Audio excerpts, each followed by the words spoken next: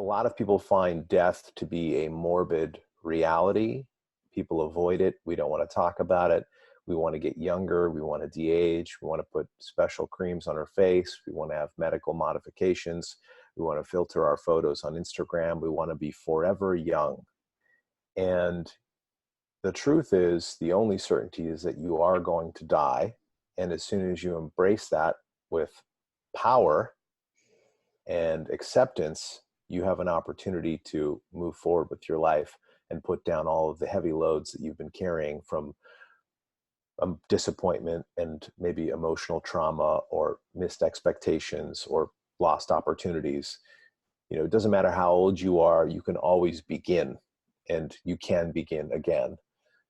And so when you're looking at changing the circumstances of your life, it takes a radical honesty with yourself to not lie to yourself about what's really happening.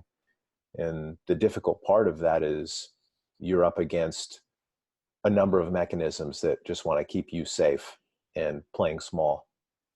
So that would be the advice that I would have for anybody thinking about changing their circumstances or getting into a group or personal growth or seeing a therapist or working with a coach.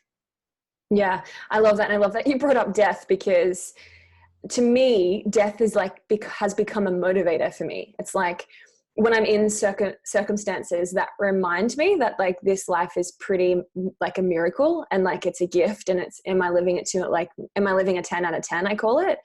Like if it's like turbulence on a plane, or like recently I was in some earthquakes in LA, like moments like that remind me of like, oh, like this is precious. Like, how am I living it? And am I showing up fully? And it kind of motivates me to do more. And I remember growing up, my mum used to have this like set of plates and like cups and things, but it was always for a special occasion. So they were like locked away in this like thing for a special occasion. And she's never ever, like I'm almost 28. In my 28 years, she's never ever used these plates and cups and things.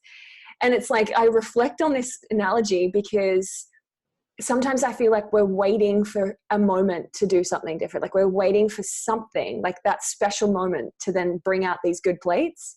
But then what happens if that doesn't come? Like, it's like, what, like when, yeah, like we don't know. So I think it is a really strong point to bring home of like, utilize that as your motivator and not as that thing that you wait for, because we don't know when that is, right?